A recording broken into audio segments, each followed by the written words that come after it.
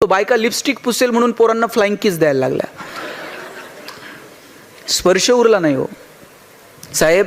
10-10, 12-12 वर्षाची पोरं होईपर्यंत बापाच्या पायावर पाय टाकून झोपत होती. आता 2-2 वर्षाच्या पोरांचे सेपरेट बेडरूम आहेत. जुन्या काळात आई बापाला शरीराचे धर्म नव्हते का? होते, पण ते जोपासत असताना ठराविक वयापर्यंत आई बापानं मुलांचे स्पर्श तुटू दिले नाहीत. आता 2-2 वर्षाच्या पोरांचे सेपरेट बेडरूम नाही ना. त्यांनी म्हातारपणी तुमचा बेड गावाच्या बाहेर काढला तर लक्षात ठेवा. म्हणून समृद्ध आयुष्य जगा, छोट्या छोट्या क्षणांचा आनंद घ्या. साधे साधे प्रसंग आहेत ते आठवून कधीतरी स्मित आपल्या गालावरती उमटलं पाहिजे. आयुष्याच्या संध्याकाळी जेव्हा आपण असे एकांतात असू आणि कुणीतरी आपल्याला बोलावतंय, खुणावतंय, आता जाण्याची वेळ आली आहे, याचे संकेत खरं तर भगवंत आपल्याला देत नाही. पण त्याची जर कधी चाहूल लागलीच तर जाताना स्मित आपल्या गालावरती असलं पाहिजे. देव खूप सुंदर वागलाय आपल्यासोबत. येण्याचे संकेत देतो पण जाण्याचे संकेत मात्र देत नाही. येण्याचे संकेत 9 महिने आधी मिळतात, कोणतरी येणार आहे, पण जाण्याचे संकेत 9 मिनिट पण आधी मिळत नाही. कुठे प्रतिकार करायचा, कुठं प्रतिसाद द्यायचा, मला वाटतं हे समजलं पाहिजे. आणि म्हणून मला ज्ञानोबांचा हेवा वाटतो, संतांचा हेवा वाटतो. ज्ञानोबांनी सांगितलं ज्याला ज्याला जे जे हवंय ते मिळू दे. तुकोबांनी सांगितलं तुम्ही तुमच्या शब्दांवरती नियंत्रण ठेवा. ज्ञानोबा तर सांगतात कसं बोला, साच आणि मवाळ, मितुले आणि रसाळ, शब्द जैसे कल्लोळ अमृताचे. काय लागतो गोड बोलायला? चांगलं बोलायला काय पैसे लागतात का? ज्ञानोबांनी सांगितलं साच आणि मवाळ, मितुले आणि रसाळ, शब्द जैसे कल्लोळ अमृतात. अरे अमृताचे कल्लोळ बाहेर पडावेत असं बोला. आपण कसं बोलतो?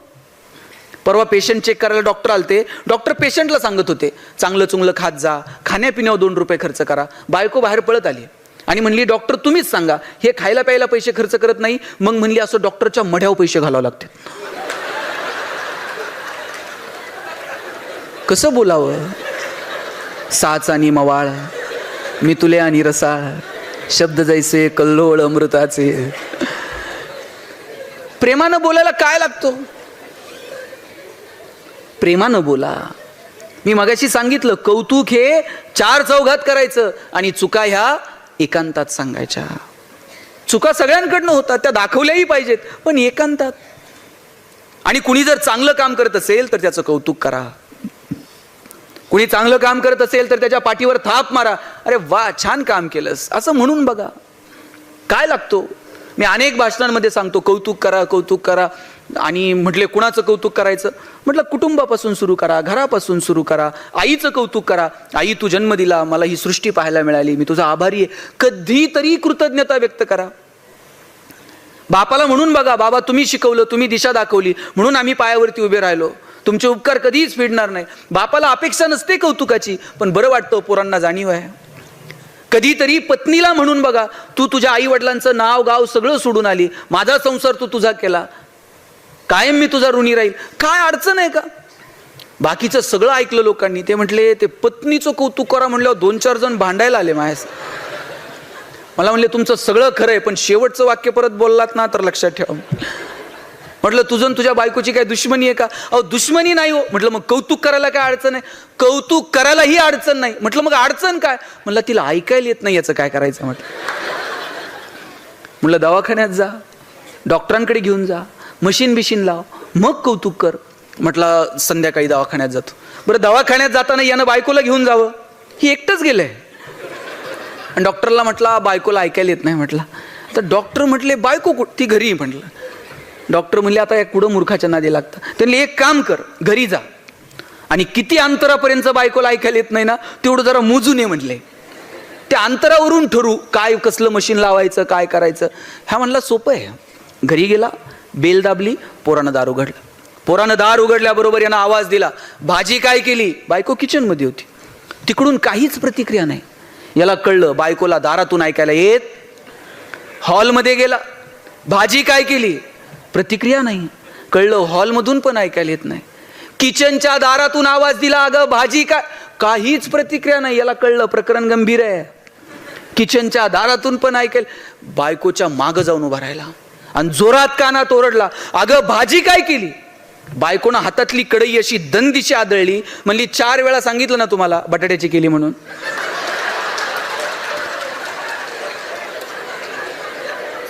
काहींना घरी गेल्यावर कळलं मला काय म्हणायचं. साहेब 20 वर्ष ह्याला ऐकायला येत नव्हतं, तिने कसा संसार केला असेल मला सांगा. काय मित्रांच्या चुका नाही शोधायच्या, कधीतरी आत डोकावून बघावं. आपल्याकडं पण काहीतरी असेल. आपल्याला फक्त इतरांच्या चुका काढता येतात, त्यांना असं केलं. कधी आपण कसे वागलो हे आपण कधी ठरवलंय का? आपल्यालाही ठरवता आलं पाहिजे की आपण नेमकं कसं वागतो. इतरांचं कौतुक, कुणाच्या तरी आयुष्यामध्ये आपल्यामुळे आनंद निर्माण झालाय का, असे प्रसंग फक्त आठवून बघा. आणि कौतुक कुणाला आवडत नाही हो मला सांगा. सगळ्यांना कौतुक. अहो भगवंताला कौतुक आवडतो. तुकाराम महाराजांना विचारलं काय मागायचंय ते मागा. तुकाराम महाराज म्हटले हेची दान दे गा देवा, तुझा विसर न व्हावा. आणि मग विचारलं तुकोबा हे वरदान दिलं तुम्हाला, काय कराल? गुण गाई न आवडी, हेची माझी सर्व जोडी. या बदल्यात तुम्हाला काय देऊ? न लगे मुक्ती धन संपदा, संत संग देई सदा. तुका म्हणे गर्भवासी, सुखे घालावे आम्हासी. अहो भगवंताला सुद्धा त्याचं कौतुक आवडतं. तुकाराम महाराज म्हटले आयुष्यभर तुझं गुणगान गात राहू. हे मागणं आहे हो भगवंताकडे. मला वाटतं देवाकडे काय मागायचं ना हे सुद्धा आपल्याला ठरवता आलं पाहिजे. सगळ्यांना कौतुक आवडतं, म्हणून चांगलं काम करणाऱ्या माणसाचं कौतुक करा. कुणाचं चुकत असेल तर त्याला एकांतामध्ये त्याच्या चुका सांगा. आपण किती जणांच्या जगण्यामध्ये आनंद निर्माण करू शकलो हे आपल्या अंतर्मनात आपल्याला डोकावून शोधता आलं पाहिजे. किती लोकांच्या जगण्यामध्ये आपल्यामुळे काही बदल झालेला आहे त्याचा एक अंदाज आपल्याला आपल्या आयुष्यात कधीतरी लावता आला पाहिजे. बघा 4 काडक्यांचा संसार तर पशुपक्षी पण करतात. आपली आपली घरटी तर सगळेच जण बांधतात. पण इतरांचं जगणं सुंदर व्हावं याच्यासाठी धडपडणं, यात काहीतरी वेगळी मजा असते. आणि मला वाटतं ती मजा आपल्याला घेता आली पाहिजे. आपल्यामुळे कोणाच्या तरी चेहऱ्यावरती आनंद निर्माण होणं काय मजा हो ह्याची. एखादी गोष्ट आपल्याला नाही मिळाली पण ती इतरांना मिळावी याच्यासाठी धडपड करणं, मला वाटतं त्यात एक वेगळं सुख आहे आणि ते सुख आपल्याला अनुभवता आलं पाहिजे. गाडगेबाबांचं नाव डेबू. आणि ज्या वेळेस बाबा लहान होते, लहान असताना तो मालक जिथे ते काम करायचे, दिवाळीचा सण होता आणि मालकात पुरणपोळी खात होता. आणि गाडगेबाबा असे दारात उभे होते आणि बाबांनी विचारलं डेबू काय बघून राहिला? बाबा म्हणले काय नाही जी, तुम्ही जशी तुपासंग पोळी खाताय ना तशी मला पण खायची जी. मालक म्हणला डेबू तुला पोळी खायची आहे? थांब म्हटलं. आत गेला, काट्याचा फोक घेऊन आला हातात आणि म्हटलं तुला पुरणपोळी खायची ना, हात पुढे कर. बाबांनी असे हात पुढे केले. त्या मालकानं काट्याच्या फोकानं बाबांचे हात फोडून काढले. काटे असे हातात शिरले, नखशिखांत वेदना झाल्या. बाबा दगडावरती जाऊन बसले आणि हातातले काटे काढत होते. रस्त्यानं जाणाऱ्या एका माणसाने विचारलं डेबू काय करून राहिला? बाबा म्हणले काय नाही जी, मालकानं दिलेली पोळी तुपासंग खातो ना जी म्हटले. पण बाबा म्हणले नाही की मालकानं मला मारलं मला. आणि हाच डेबू जेव्हा गाडगे बाबा झाले, एक व्यापारी बाबांकडे गेला आणि म्हटला बाबा मला तुमचं कीर्तन गावात ठेवायचं. बाबा म्हणले तू मोठा व्यापारी आहे, मी तुझ्या गावात येईल की. बाबा जायचे, कोणत्याही गावात कीर्तनाला गेले, हातातल्या खराट्यानं सगळं गाव स्वच्छ करायचे, मग कीर्तनाला उभं राहायचे. बाबा म्हटले मी तुझ्या गावात कीर्तनाला येईल पण माझी एक अट आहे. म्हटले तू मोठा व्यापारी. म्हटले काय बाबा? मी कीर्तनाला येईल पण सगळ्या गावाला पुरणपोळीचं जेवण खाऊ घालशील का? म्हटले बाबा तुम्ही येणार म्हटल्यावर एक काय 10 गावाला पुरणपोळीचं जेवण खाऊ घालील की म्हटलं. बाबा कीर्तनाला गेले, हातातल्या खराट्यानं गाव स्वच्छ केलं, कीर्तनाला उभे राहिले. गोपाला गोपाला देवकनिंदन गोपाला, आनंदात सगळं गाव नाहून निघालं. कीर्तन झालं, लोकांनी पंक्ती धरल्या. त्या पंक्तींमध्ये उतरून बाबा स्वतःच्या हातानं लोकांना पुरणपोळी वाढत होते. आपल्याला पुरणपोळीचा घास खाता आला नाही पण हजारो लोकांना पुरणपोळी मिळावी म्हणून बाबा स्वतःच्या हातानं ती पुरणपोळी लोकांना वाढत होते. कीर्तन झालं, लोकांनी पंक्ती धरल्या, बाबांनी पुरणपोळी वाढली, लोकांची जेवणं झाली. बाबा जायला निघाले आणि ज्यानं कीर्तन ठेवलं तो पळत गेला. म्हटला बाबा सगळ्यांची जेवणं झाली, चला 2-2 घास आपण पण खाऊ. हा म्हटला 2-2 घास आपण पण खाऊ. बाबा म्हटले पुरणपोळी खायची हौस लहानपणीच फिटली, घास गिळत नाही आता. आणि पुढच्या गावाला बाबा जायला निघाले. बाबांना सोडवायला बैलगाडी आली. बाबा बैलगाडीत बसणार, बैलांची खपाटीला गेलेली पोटं बघितली. बाबा बैलगाडीतनं खाली उतरले, म्हणले बैलाचा मालक कोण आहे रे? म्हणले अमुक अमुक आहे. जवळ गेले, त्याच्या दंडाला असा चिमटा घेतला आणि म्हणले, तुला तर लय रगत दिसून राहिलं, मग बैलांच्या पोटाकडे का बघत नाही? कधीतरी त्यांच्या पण पोटाकडे बघत जा. दंडाला चिमटा घेतला, बैलांच्या पोटात काय नाही म्हणून बैलगाडीत बसले नाही आणि अनवाणी पावलानं बाबा निघून गेले. ही माणसं संतत्वाला गेली हो. ही जी संवेदनशीलता आहे ना, ही आपल्या मनात असली पाहिजे. जोपर्यंत साहेब आपल्या डोळ्यात संवेदनशीलता आहे ना, तोपर्यंतच आपण माणूस आहोत. ज्या दिवशी आपलं व्याकुळ होणं थांबलं, ज्या दिवशी आपलं हळवं होणं थांबलं, त्या दिवशी समजावं की आता आपण माणूस नाही राहिलो. किती माणसं हळवी होती हो. घरात जर पाहुणे आले, रात्र सगळी माणसं एकत्र गप्पा मारत बसायची. आमच्या वडिलांच्या आत्या वगैरे जर आमच्या घरी आल्या ना मुक्कामी, अहो रात्र आम्ही सगळेजण गप्पा मारत बसायचो. 2 दिवस जर पाहुणे थांबले आणि 3ऱ्या दिवशी जर जायला निघाले, सगळं घर एसटी पर्यंत पाहुण्याला वाट लावायला येत होतं. आणि मग पाहुणा गाडीत बसला आणि पाहुण्यानं नुसता खिडकीतनं हात केला, टाटा केला, तरी सोडवायला आलेल्या लोकांचे डोळे पाणावत होते. इतकी माणसं भावनिक होती. एसटीला सोडवायला आलेल्या लोकांचे डोळे पाणावत होते. आता मी बघतो लोक अंत्यविधीला जातात, तिकडं प्रेत जळत असतं आणि लोक इकडं मोबाईलमध्ये खेळत असतात. किती आम्ही भावना शून्य झालो. भगवान श्रीकृष्ण असा करंगळीवरती गोवर्धन उचलतात आणि ज्यानं करंगळीवरती गोवर्धन उचलला तो कृष्ण बासरी मात्र 2 हातांनी घट्ट पकडतो. आता ज्याला करंगळीवरती गोवर्धन उचलता येतो त्यानं बासरी तर अशी गरगर फिरवली असती हो, पण करंगळीवरती गोवर्धन उचलणारा कृष्ण बासरी 2 हातांनी घट्ट पकडतो. कारण काय माहितीये? कृष्णाला ठाऊक आहे पराक्रम हा रणांगणात गाजवायचा असतो आणि नात्यांमध्ये प्रेम जपायचं असतं. आपण उलट केलं. आपण नात्यांमध्ये पराक्रम गाजवला आणि रणांगणात शस्त्र ठेवून दिले. परवा एक जण म्हणला 10 वर्ष झाले भावाच्या दारात गेलो नाही. काय पराक्रम आहे? तो मेल्यावर तुम्ही जाल, त्याला कळतं आता भाऊ आलाय. 10 वर्ष झाले बहिणीचं तोंड बघितलं नाही. शेवटची साडी चुळी भावाची असते, ती गेल्यावर तुम्ही जाल. तिला कळतं भाऊ शेवटची साडी घेऊन आलाय, आता रडतोय. ज्या बांधावरती काहीच पिकत नाही त्या बांधावरती 2 भाऊ आयुष्यभर भांडत राहिले. बरं, दोघांच्या भांडणात वकील 2 एकर विकत घेते, पण एकाच आईच्या पोटी जन्माला आलेले 2 भाऊ नको त्या गोष्टींवरून भांडत राहतात. अरे कुणीतरी एखाद्यानं मोठ्या मनानं माफ करून टाकावं, कुणीतरी एखाद्यानं माफी मागावी. क्षुल्लक गोष्टी आहेत, संपून टाकाव्यात चर्चेनं. पण आमचा अहंकार आडवा येतो आणि मग नाती सुद्धा राहत नाहीत. भावाभावामध्ये, बहीण भावामध्ये, नात्यांमधले जर प्रेम कमी झालं ना, त्याला कारणच मुळात आमचा अहंकार आहे. ते प्रेम टिकलं पाहिजे तर आम्ही माणसं आहोत. ज्ञानेश्वर महाराज समाधीला जायला निघाले आणि निवृत्ती महाराज रडायला लागले. अरे रडणाऱ्या निवृत्ती महाराजांना विचारलं, नामदेवराय विचारतात, निवृत्ती दादा डोळ्यात पाणी का? आकाशात कितीतरी तारे येतात आणि निखळतात, आकाशाला त्याचं का दुःख वाटावं? निवृत्ती महाराज पुढे आले आणि म्हटले, नामदेवराया आकाशात कितीतरी तारे येतात आणि निखळतात, आकाशाला त्याचं दुःख नसतंच मुळी. ज्ञानाची आणि माझी भेट कालही होती, आजही आहे, उद्याही असेल, पण भाऊ म्हणून हे सगुण रूप परत कधी बघायला मिळायचं नाही, म्हणून डोळ्यात पाणी आलं. काय म्हणावं या प्रेमाला? ज्ञानियांचे ज्ञानी, योगियांचे योगी असणारे ज्ञानेश्वर महाराज ताटी लावून बसले होते हो. आणि कुणी म्हणायचं ज्ञानोबांना ताटी उघडा, कुणी ते धाडस दाखवायचं. एवढीशी मुक्ताई पुढे आली आणि म्हटली, चिंता क्रोध मागे सारा, ताटी उघडा ज्ञानेश्वरा. मुक्ताईनं हाक मारली म्हणून ज्ञानोबांनी ताटी उघडली आणि ज्ञानेश्वरी सारखा महान ग्रंथ तुमच्या माझ्या समोर येऊन ठेपला. याला प्रेम म्हणतात हो. लेकरांना माणूस म्हणून जगता यावं म्हणून विठ्ठलपंत आणि रुक्मिणी झपदिशी आपला देह असा बुडून टाकला. हे प्रेम आहे. म्हणून नात्यांमधली जी गंमत आहे, नात्यांमधलं जे प्रेम आहे ते जपता आलं पाहिजे.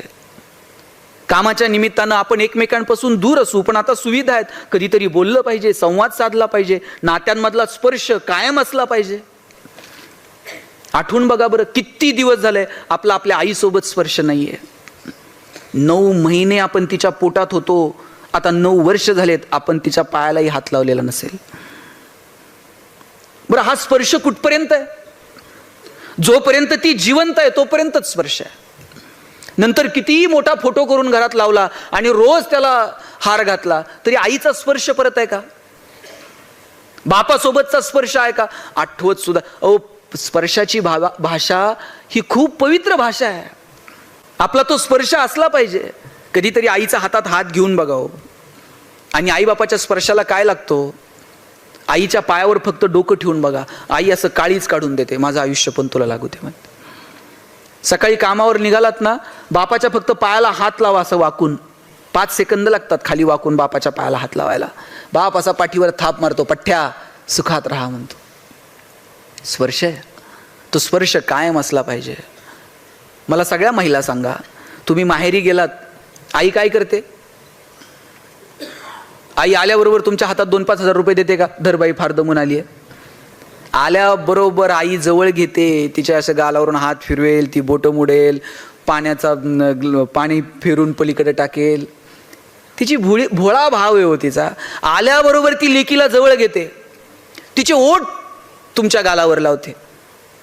तुम्ही कितीही मोठ्या झालात आणि आई कितीही म्हातारी झाली, आईनं नुसतं जवळ घेऊन तिचे ओठ गालावर लावले तरी प्रवासाचा शीण संपून जातो की नाही? आईच्या स्पर्शात ती मजा आहे. जगापेक्षा 9 महिने जास्त आई आपल्याला ओळखते. तिचा स्पर्श आपला इतका परिचित आहे. तिनं गालावर ओठ लावले तरी बरं वाटतं. आता मी बघतो बायका लिपस्टिक पुसेल म्हणून पोरांना फ्लाइंग किस द्यायला लागल्या. स्पर्श उरला नाही हो साहेब. 10-10, 12-12 वर्षाची पोरं होईपर्यंत बापाच्या पायावर पाय टाकून झोपत होती. आता 2-2 वर्षाच्या पोरांचे सेपरेट बेडरूम आहेत. जुन्या काळात आई बापाला शरीराचे धर्म नव्हते का? होते, पण ते जोपासत असताना ठराविक वयापर्यंत आई बापानं मुलांचे स्पर्श तुटू दिले नाहीत. आता 2-2 वर्षाच्या पोरांचे सेपरेट बेडरूम नाही ना. त्यांनी म्हातारपणी तुमचा बेड गावाच्या बाहेर काढला तर लक्षात ठेवा. ठराविक वयापर्यंत आपल्या मुलामुलींसोबत स्पर्श असला पाहिजे. भगवंताला सगळीकडे नाही जाता आलं म्हणून त्यानं प्रत्येक घरात आई वडील पाठवले. ज्यांच्याकडे ते आहेत नशिबानं त्यांनी त्यांना बोललं पाहिजे, त्यांच्यासोबत संवाद ठेवला पाहिजे, त्यांच्यासोबत स्पर्श ठेवला पाहिजे, त्यांच्यासोबत रमलं पाहिजे. म्हाताऱ्या आई वडिलांना फक्त संवादाची अपेक्षा असते. मला महिला सांगा, तुमचं माहेर कुठपर्यंत?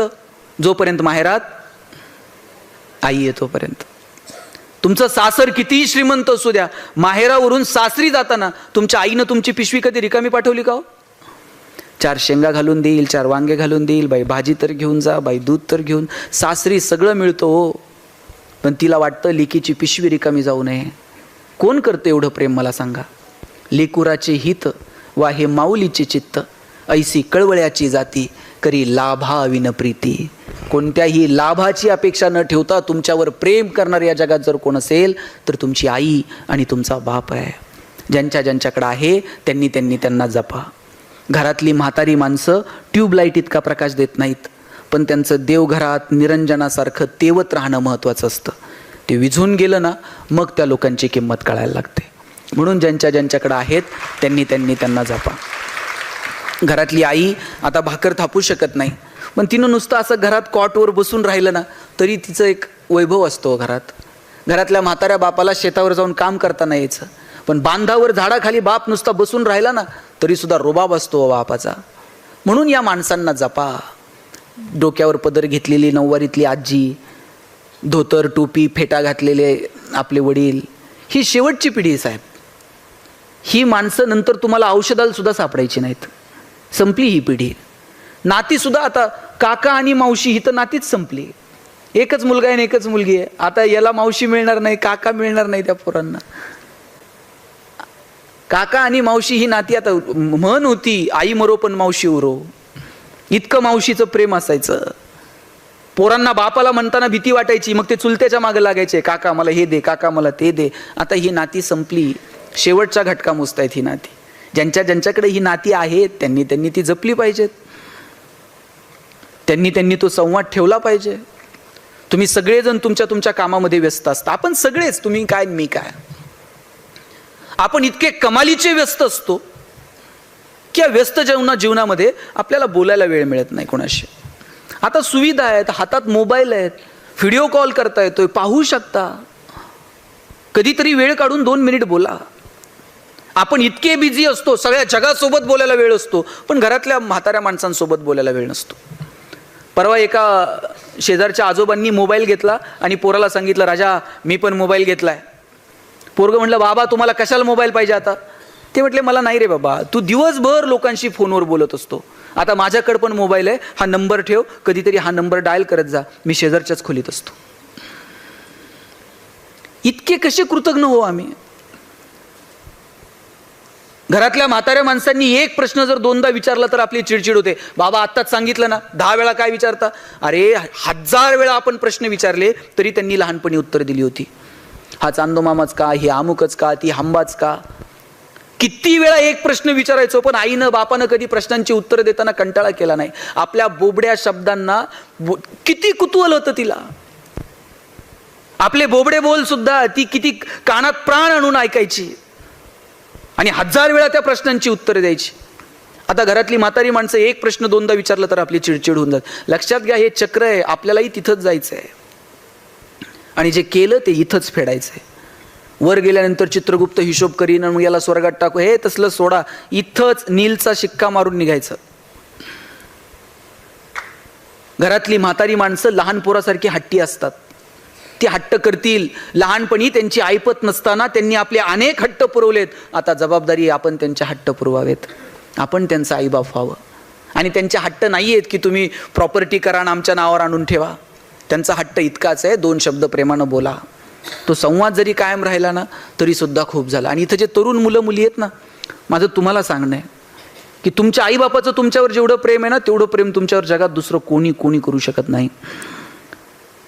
त्यांच्या प्रेमाची किंमत ठेवा. अरे काय तुमच्या आईचं प्रेम आहे तुमच्यावर. आता तू स्कूलमधनं घरी गेल्यानंतर आई पहिला प्रश्न काय विचारते?